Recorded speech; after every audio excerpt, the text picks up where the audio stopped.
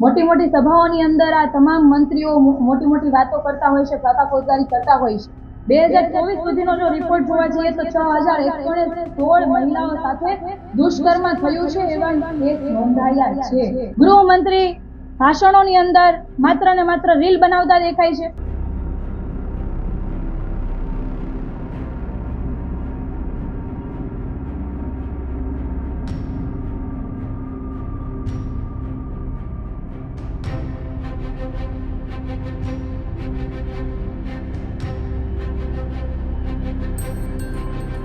કોઈને છોડવામાં નહીં આવે, કાયદો કાયદાનું કામ કરશે। શું કાયદો કામ કરે છે? આ તંત્રનો ઉપયોગ આ જે બળાત્કારીઓ છે એના ઉપર નથી થતો।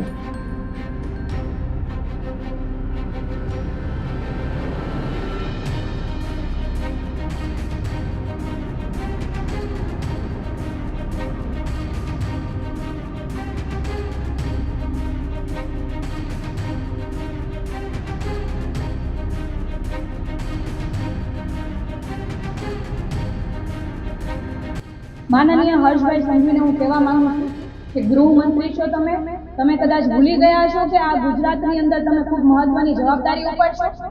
આ ગુજરાતની અંદર કોઈ મૂવીનું શૂટિંગ નથી ચાલતું। તમે ગૃહમંત્રી છો, રીલ મંત્રી નથી।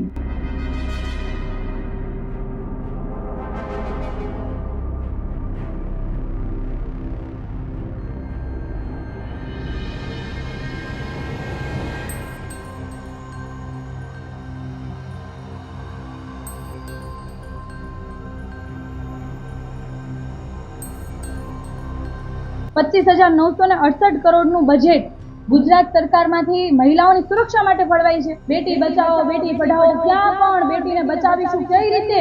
ભાજપની અંદર જ બળાત્કારીઓ ભેળા છે। ત્રણ કાર્યકર્તાઓ એક દીકરી સાથે વારંવાર દુષ્કર્મ કરે છે।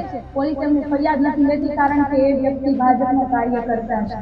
ભાજપની અંદર જો આવા બળાત્કારીઓ ભરશો તો તમે શું કઈ રીતે એક્શન લેશો? અને ઉત્તર ગુજરાતમાંથી ખૂબ જ મહત્વના હોદ્દા ઉપર આપણા ભાજપના ઘણા બધા લોકો એમાં હોય છે, સરકારની અંદર બેઠા હોય છે। આજ ઉત્તર ગુજરાતની અંદર 18 વર્ષની નાની દીકરીઓ ગર્ભવતી થાય છે અને એના આંકડાઓ ખૂબ ચોંકાવનારા હોય છે। ગૃહમંત્રીનું હોમ ટાઉન એટલે કે સુરત, આ સુરત આખા ભારત દેશની અંદર ક્રાઇમ કેપિટલની અંદર બીજા નંબરનું સુરત છે।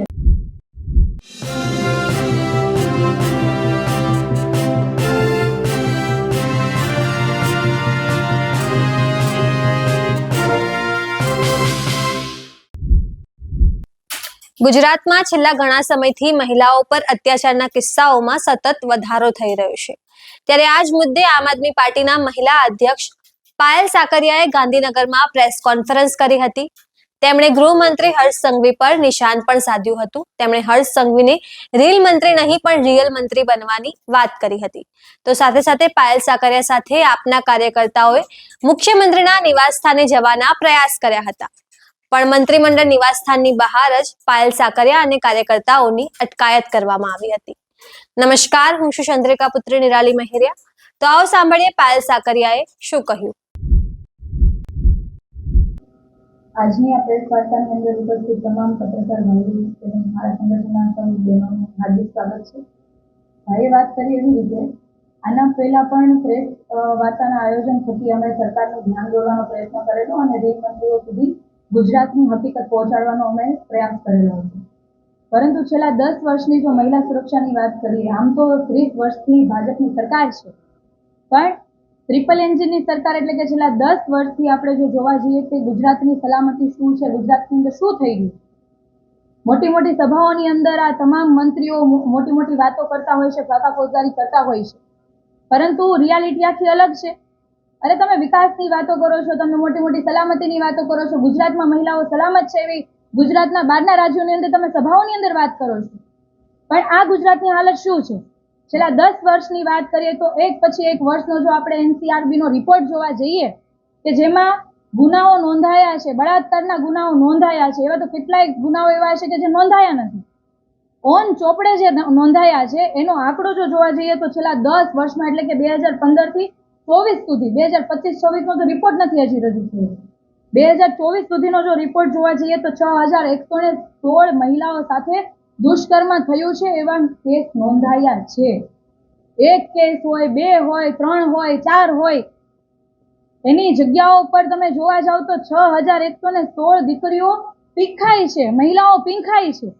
અને બીજી બાજુ આ નેતાઓ એવી વાત કરે છે કે સબ સહી સબ સલામત. ગૃહમંત્રી ભાષણોની અંદર માત્ર ને માત્ર રીલ બનાવતા દેખાય છે. કોઈને છોડવામાં નહીં આવે, કાયદાનું કામ કરશે. શું કાયદો કામ કરે છે?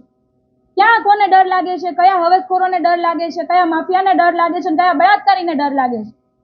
આટલા વર્ષોથી જો તમારો ડર હોત, તમારી સરકાર છે, બધું જ તમારું છે, તંત્ર તમારું, ઈડી સીબીઆઈ બધું જ તમારું છે, પણ આનો ઉપયોગ માત્ર ને માત્ર રાજકીય લોકોનો અવાજ દબાવવા માટે થાય છે. સામાન્ય લોકો જ્યારે આંદોલન કરે, પોતાના હકની વાત કરે તો એને દબાવવા માટે થાય છે. પણ આ કાયદાનો ઉપયોગ, આ તંત્રનો ઉપયોગ આ જે બળાત્કારીઓ છે એના ઉપર નથી થતો. જ્યારે આવી ઘટના બને છે ત્યારે રેલ મંત્રી આવીને વિડીયોના માધ્યમથી કહે છે કે અમે એમને ખૂબ માર્યો છે, ચાલી ના શકે એવી હાલત કરી દીધી છે, અને હવે આગળ કાયદાનું કામ કરશે. શું કાયદાનું કામ કરશે? માનનીય હર્ષભાઈ સંઘવીને હું કહેવા માંગુ છું કે ગૃહમંત્રી છો તમે કદાચ ભૂલી ગયા છો કે આ ગુજરાતની અંદર તમે ખૂબ મહત્વની જવાબદારી ઉપાડશો. આ ગુજરાતની અંદર કોઈ મૂવીનું શૂટિંગ નથી ચાલતું કે તમે એક પછી એક રીલો બનાવો છો ને રીલો બનાવીને તમે લાઇક અને શેર માટે તમે વધારેમાં વધારે પબ્લિસિટી મેળવવા માટેના આયોજન કરો છો. તમે ગૃહમંત્રી છો, રીલ મંત્રી નથી. અને ખરેખર તમારે કાયદાની રીતે જો કામ કરવું હોય તો આવી ઘટનાઓ ના બનતી હોય. છેલ્લા 5 વર્ષની વાત કરું તો ગુજરાતનું બજેટ મહિલાઓની સુરક્ષા માટે કેટલું ફાળવાયું? 25,968 કરોડનું બજેટ ગુજરાત સરકારમાંથી મહિલાઓની સુરક્ષા માટે ફાળવાય છે. આટલા કરોડનું બજેટ ક્યાં જાય છે? જો મહિલાઓ સુરક્ષિત નથી તો જાય છે ક્યાં? છેલ્લા 1 વીકની અંદર ગુજરાતનું કેપિટલ એટલે કે ગાંધીનગર અને એની બાજુમાં અમદાવાદ, એમાં 3 બળાત્કારના કેસ બને છે ને જેમાં એક દીકરી પોતાનો જીવ ગુમાવે છે. તો તમારી કાયદો વ્યવસ્થા ક્યાં છે? સલામત ગુજરાત ક્યાં છે? બેટી બચાવો બેટી પઢાઓ, ક્યાં પણ બેટીને બચાવીશું કઈ રીતે? કેમ કે આ ગુજરાતની અંદર હવસખોરો, દરિંદાઓ બેફામ ફરી રહ્યા છે, એને કાયદાનો ડર જ નથી. તો બેટીને બચાવીને પછી આ હવસખોરો જ્યારે પીખી નાખે છે ત્યારે એમનો દર્દ તમને કદાચ નહીં ખબર હોય. કેમ કે જે મહિલા સાથે આ ઘટના બનતી હોય અને એ મહિલાની જે પીડા છે, એ પીડા જો તમને સમજાતી હોત, એ મહિલાની જો તમને ચીખ એટલે કે એમનો અવાજ જો તમને સંભળાતો હોત તો તમે એવો એક્શન પ્લાન બનાવ્યો હોત અને એ એક્શન પ્લાન તમે ગુજરાતના લોકો સમક્ષ મૂક્યો હોત કે અમે આ એક્શન પ્લાન ઉપર કામ કરીશું ને આવનારા સમયની અંદર એક પણ મહિલા સાથે એવી ઘટના નહીં બને. જો તમારામાં તાકાત હોય તો એક વખત બતાવો. તમે કહીને બતાવો કે આ ગુજરાતની અંદર બધું સલામત છે અને ભવિષ્યમાં ક્યારેય પણ કોઈ દીકરી, કોઈ મહિલા, કોઈના ઘરની ઇજ્જત નહીં લૂંટાય, કોઈ પણ દીકરી સાથે આવું કૃત્ય નહીં થાય. જો તમારામાં તાકાત હોય, છેલ્લા 30 વર્ષથી તમે સરકારમાં છો, બધું તમારું છે, તો એક વખત મીડિયામાં આવીને તમે જાહેર જનતાને એવું કહી બતાવો કે હવે આવી ઘટના નહીં બને. અમે તો માત્ર માંગીએ છીએ કે તમારો એક્શન પ્લાન શું છે મહિલાઓની સુરક્ષા માટે? તમે શું આવનારા સમયમાં આયોજન કરવાના છો? છેલ્લા 10 વર્ષમાં તમારી સરકારમાં કેમ કોઈ આયોજનો નથી થયા? કેમ તમારી નિષ્ફળતા દિવસે ને દિવસે દેખાય છે? અને તમારી બધાની નિષ્ફળતાના કારણે આ ગુજરાતની દીકરીઓ પીંખાઈ રહી છે અને આનું દુઃખ તમે જોતા નથી, અથવા તો તમે આંખ આડા હાથ રાખી દો છો કે કાં તો તમને કાન આડા હાથ રાખેલા છે જેથી સંભળાતું પણ નથી અને દેખાતું પણ નથી. ભાજપની અંદર પણ કેટલા બધા ભ્રષ્ટાચારીઓ ભર્યા છે, ભાજપની અંદર જ બળાત્કારીઓ ભર્યા છે. દિવસે ને દિવસે આવી ઘટનાઓ બનતી હોય. ખંભાતની અંદર પણ એવી ઘટના બને છે કે યુવા મોરચાના 3 કાર્યકર્તાઓ એક દીકરી સાથે વારંવાર દુષ્કર્મ કરે છે. પોલીસ એમની ફરિયાદ નથી લેતી કારણ કે એ વ્યક્તિ ભાજપનો કાર્યકર્તા છે. ભાજપની અંદર જો આવા બળાત્કારીઓ ભરશો તો તમે શું કઈ રીતે એક્શન લેશો? ના લઈ શકાય કારણ કે બળાત્કારીઓ તમારી પાર્ટીમાં છે અને વોશિંગ પાવડર નિરમા જેવી તમારી સિસ્ટમ ચાલે છે. તમારી પાર્ટીમાં હોય એટલે સારા, બાકીના કંઈ નહીં. અને માત્ર ને માત્ર રીલ બનાવવાથી, વિડીયોગ્રાફી કરવાથી, શૂટિંગ કરવાથી તમારી કામગીરી નથી દેખાતી. તમારે ખરેખર એક્શન પ્લાન બનાવવો જોઈએ, એવી કાયદો વ્યવસ્થા મજબૂત કરવી જોઈએ જેથી ભવિષ્યમાં આવી ઘટનાઓ ના બને. આ તો મેં માત્ર વાત કરી દુષ્કર્મની કે દુષ્કર્મના છેલ્લા 10 વર્ષના આંકડાઓ એટલે જોવા જઈએ તો 6116. ત્યાર પછી છેલ્લા 10 વર્ષમાં 50,000થી મહિલાઓના અપહરણના ગુનાઓ નોંધાયા છે. આજ દિન સુધી એનો અતોપતો નથી કે સરકારે એના કોઈ આંકડાઓ બહાર પાડ્યા નથી કે આટલી મહિલાઓ મળી ગઈ છે કે આવી રીતના કાર્યવાહી કરવામાં આવી છે. આ કોઈ નાની ઘટના નથી. ગુજરાતની અંદર 50,000 મહિલાઓ ગાયબ થઈ છે. ત્યાર પછી 16 લાખથી વધુ મહિલાઓ ઘરેલુ હિંસાનો શિકાર બને છે. ઉત્તર ગુજરાત એટલે કે આ ઉત્તર ગુજરાતમાંથી મુખ્યમંત્રી પોતે બિલોંગ કરે છે અને ઉત્તર ગુજરાતમાંથી ખૂબ જ મહત્વના હોદ્દા ઉપર આપણા ભાજપના ઘણા બધા લોકો એમાં હોય છે, સરકારની અંદર બેઠા હોય છે. આજ ઉત્તર ગુજરાતની અંદર 18 વર્ષથી નાની દીકરીઓ ગર્ભવતી થાય છે અને એના આંકડાઓ ખૂબ ચોંકાવનારા હોય છે. તો આ તમામ પ્રકારના ઘટનાઓ, તમામ પ્રકારના આંકડાઓ જે સત્તાવાર જાહેર થાય છે, આનાથી ખૂબ ગુજરાતની કથળી ગયેલી પરિસ્થિતિ દેખાય છે અને ગુજરાતની મહિલાઓની જે સુરક્ષા છે એ આમાંથી દેખાઈ આવે છે. ગુજરાતની મહિલાઓની સુરક્ષા બાબતે ના તો ભાજપને ચિંતા છે, ના ભાજપના નેતાઓને ચિંતા છે અને તંત્ર પણ આ ચિંતાઓ કરતું નથી અને એમનેમ જ બેફામ જે રીતના ચાલી રહ્યું છે એમનેમ ચાલી રહ્યું છે. આજે ગુજરાતની અંદર જે પ્રમાણે ચોરી થઈ રહી છે, જે પ્રમાણે હત્યા થઈ રહી છે, જે પ્રમાણે દારૂ વેચાય છે, જે પ્રમાણે ડ્રગ્સ વેચાય છે, આવા અનેક ક્રાઇમ એકદમ નોર્મલ રીતે થઈ રહ્યા છે. એવી જ રીતે આજની પરિસ્થિતિ ગુજરાતની એવી છે, દુષ્કર્મ પણ નોર્મલ આ ભાજપના નેતાઓએ કરી દીધું છે. કેમ કે ગામમાં એક દીકરી સાથે જો કોઈ છેડતી પણ કરતું ને તો હાહાકાર થઈ જતો આખા ગામમાં કે આજે આ દીકરી સાથે આ વ્યક્તિ આવું કર્યું છે, ત્યાર પછી આખું પંચ બેસતું ને એને સજા આપતું. પરંતુ છેલ્લા 30 વર્ષથી આ ભાજપની સરકાર છે, તો આમાં લૂંટફાટ જેવી રીતના નોર્મલ થઈ ગયા, ડ્રગ્સ દારૂ નોર્મલ થઈ ગયું, એવી રીતના બળાત્કારો પણ નોર્મલ થઈ ગયા છે. બળાત્કારીઓમાં પણ બિલકુલ પણ એક પણ પ્રકારનો ડર નથી અને દિવસે દિવસે દીકરીઓ પીઠાઈ રહી છે. અને ખૂબ જ દુઃખની વાત એ છે કે જે જગ્યા એટલે કે ગૃહમંત્રીનું હોમ ટાઉન છે, એ ગૃહમંત્રીનું હોમ ટાઉન એટલે કે સુરત, આ સુરત આખા ભારત દેશની અંદર ક્રાઇમ કેપિટલની અંદર બીજા નંબરનું સુરત છે અને બીજી બાજુ ગૃહમંત્રી રીલો બનાવે છે, રીલોની અંદર મોટી મોટી વાતો કરે છે.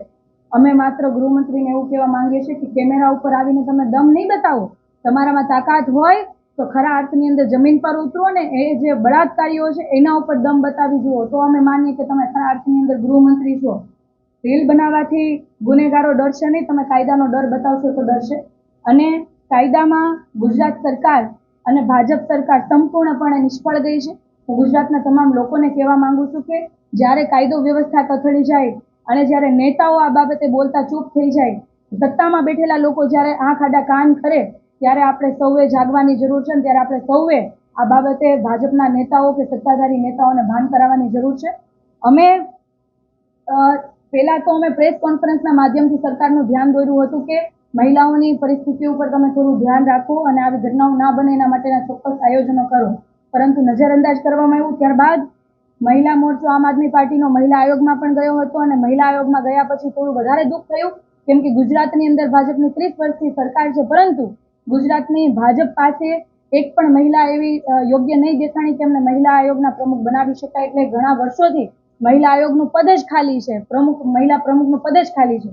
ત્યાર પછી આવી જ્યારે ઘટનાઓ એક પછી એક બને છે, ત્યારે અમારી પોતાની જવાબદારી બને કે જે ગૃહમંત્રી જેમને જવાબદારી કાર્યક્ષેત્રની અંદર આવે છે, તો એમના કાર્યાલય પર અમે સુરતની આખી મહિલાઓની ટીમ સાથે ગયા કે આ કાયદો વ્યવસ્થા કથળી ગયેલી છે, તો તમારો એક્શન પ્લાન શું છે, ખરેખર તમે શું કરવા માંગો છો, મહિલાઓ ક્યારે સલામત થશે, બેનરોમાં નહીં પરંતુ હકીકતમાં ગુજરાતમાં ક્યારે સલામતી આવશે.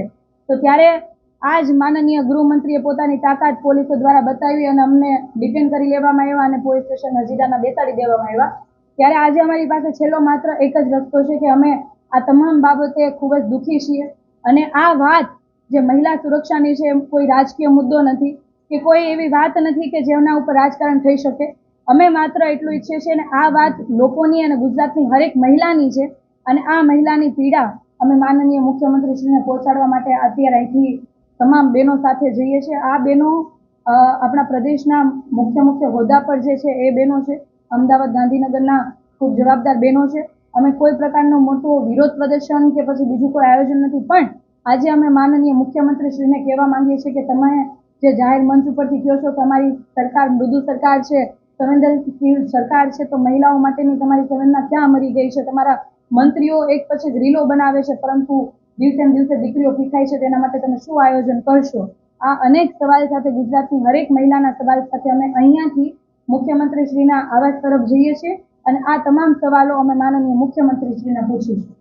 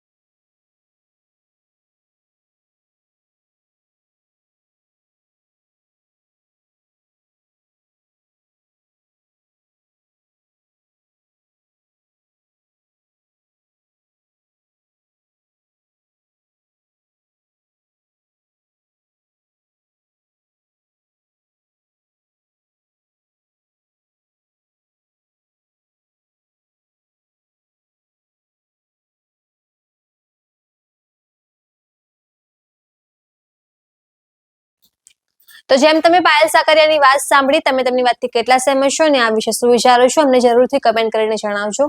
એ સિવાય તમે અમને અમારા ફેસબુક અને ઇન્સ્ટાગ્રામ પર પણ ફોલો કરી શકો છો. અત્યાર માટે બસ આટલું જ. ધન્યવાદ.